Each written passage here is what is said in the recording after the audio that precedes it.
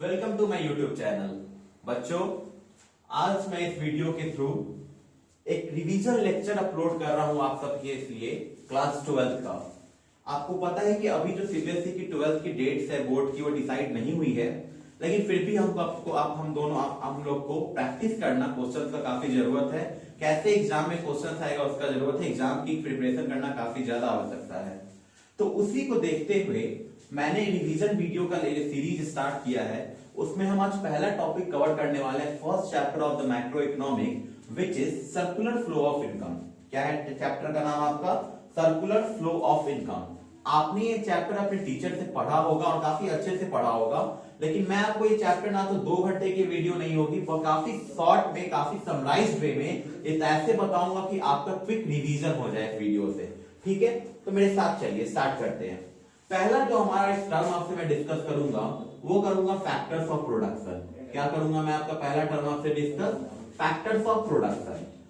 Factors of production लिखने का मतलब क्या है कि प्रोडक्शन होता है, किसी सामान को अगर प्रोड्यूस करते हैं तो 4 फैक्टर आपके सबसे बेसिक होते हैं।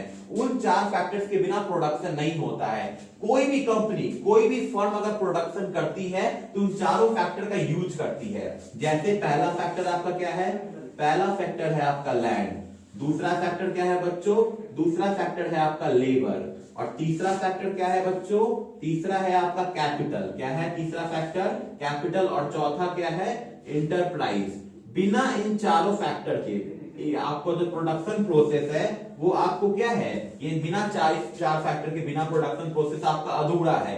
अब बोलोगे सर कि ये जो लैंड है, ये जो लेबर है, ये कैपिटल है, इंटरप्राइजेस क्या है? फैक्टर्स ऑफ प्रोडक्शन है। क्या है हमारा? ये फैक्टर्स ऑफ प्रोडक्शन है। अब यहां पर 2 कंसेप्ट, क्योंकि हम लोग सर्कुलर फ्लो ऑफ इनकम पढ़ रहे हैं और क्लास 12 में आपको 2 सेक्टर इकोनॉमी का पढ़ना है। क्या पढ़ना है? 2 सेक्टर इकोनॉमी में आपको पढ़ना है ये कंसेप्ट। और आपको पता है कि 2 सेक्टर इकोनॉमी में, क्या मैंने बोला कि आपको पता है कि 2 सेक्टर इकोनॉमी में आपको 2 चीजें आती हैं। एक तो आपके हाउस होल्ड आते हैं। क्या होते हैं? एक तो आपको हाउस होल्ड आते हैं और दूसरा क्या आता है? दूसरा आपका फर्म आता है। दूसरा क्या आता है? आपका फर्म आता है। पहला आपका हाउस होल्ड हो गया, दूसरा आपका फर्म हो गया।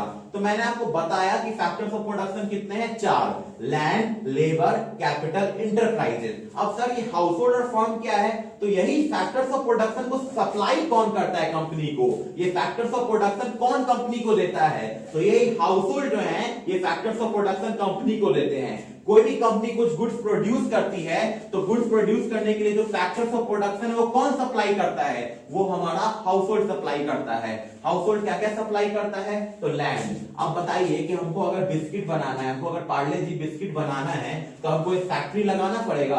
अब फैक्ट्री लगाने के लिए क्या है? जगह चाहिए, जमीन चाहिए। तो हम क्या बोलेंगे? हम जाएंगे, जैसे देखिए ये हम मिस्टर ए हैं, ठीक है, हम मिस्टर ए हैं, हमको क्या लगाना है? फैक्ट्री लगाना है। किस बिस्किट का? हमको पार्ले जी बिस्किट का फैक्ट्री लगाना है। तो हमको क्या चाहिए होगा फैक्ट्री लगाने के लिए? सबसे पहला रिक्वायरमेंट है लैंड। क्या होगा? लैंड। तो लैंड कौन सप्लाई करेगा? House hold. मतलब जो आदमी सोसाइटी का रहेगा, क्योंकि हम सोसाइटी से बने हुए लोग हैं, तो हाउस होल्ड क्या करेगा? हमको लैंड सप्लाई करेगा। ठीक है।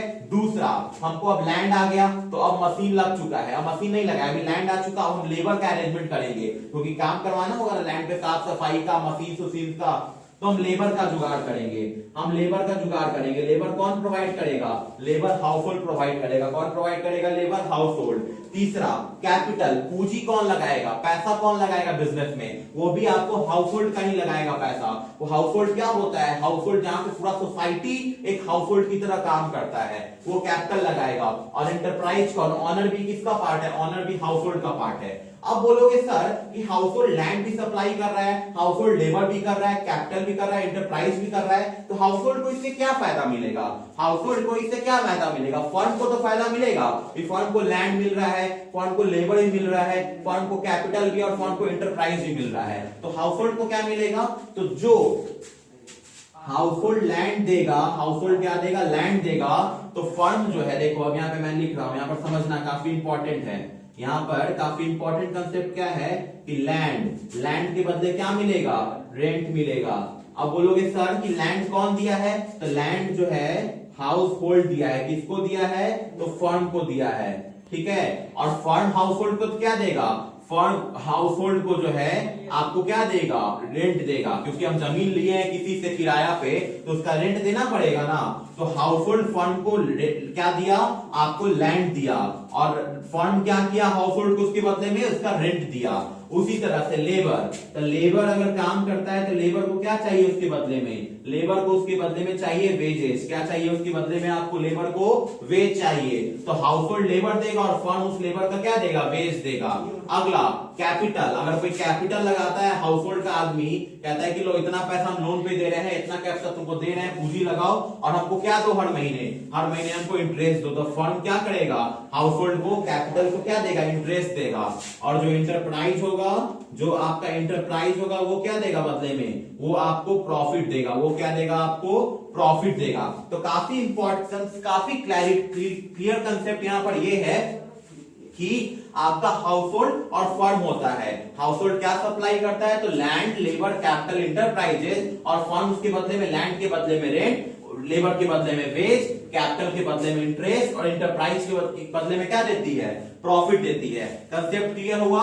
ये आपका है सर्कुलर फ्लो ऑफ इनकम का कंसेप्ट। किसका कंसेप्ट है, सर्कुलर फ्लो ऑफ इनकम का कंसेप्ट है। अब हम बात करते हैं अपने दूसरे कंसेप्ट की। तो दूसरा कंसेप्ट मेरा क्या है वो हम डिस्कस करते हैं।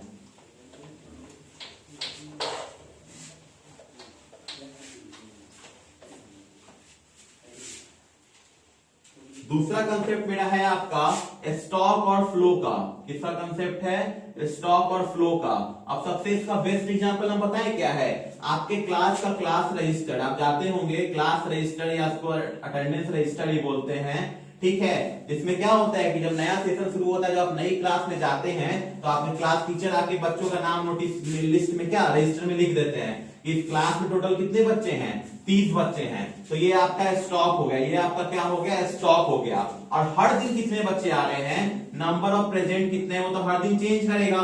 जरूरी नहीं ना कि हर दिन इक्वल नंबर ऑफ स्टूडेंट आए, कभी 10 आ सकते हैं, कभी 20 आ सकते हैं, कभी 30 आ सकते हैं।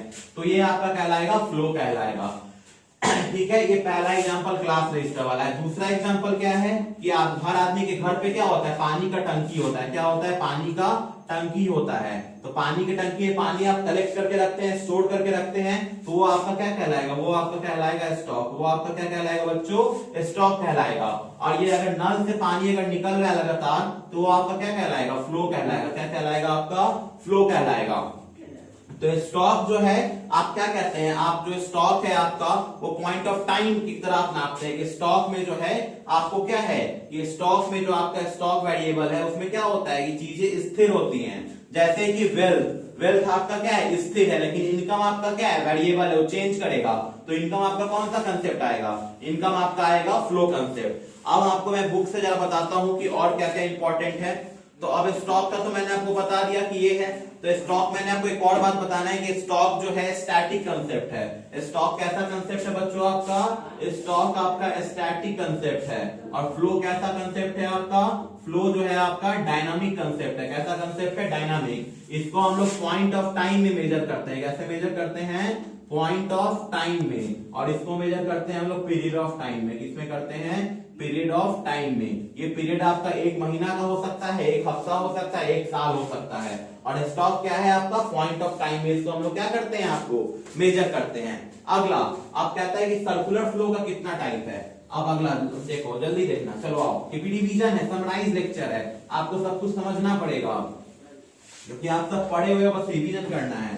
आपको पता है कि circular flow of income, circular flow कितना टाइप का होता है। तो सर्कुलर फ्लो आपका जो है 2 तरह का होता है। एक आपका होता है रियल फ्लो, एक क्या होता है आपका, रियल फ्लो होता है। एक आपका होता है बच्चों मनी फ्लो। रियल फ्लो में क्या होता है, तो रियल फ्लो में जो हाउस होल्ड है, रियल फ्लो में क्या होता है, हाउस होल्ड है, वो क्या देता है फर्म को, फर्म को हाउस होल्ड क्या देता है, तो हाउस होल्ड फर्म को क्या देता है, तो फैक्टर सर्विसेज देता है। क्या देता है आपको, फैक्टर सर्विसेज देता है।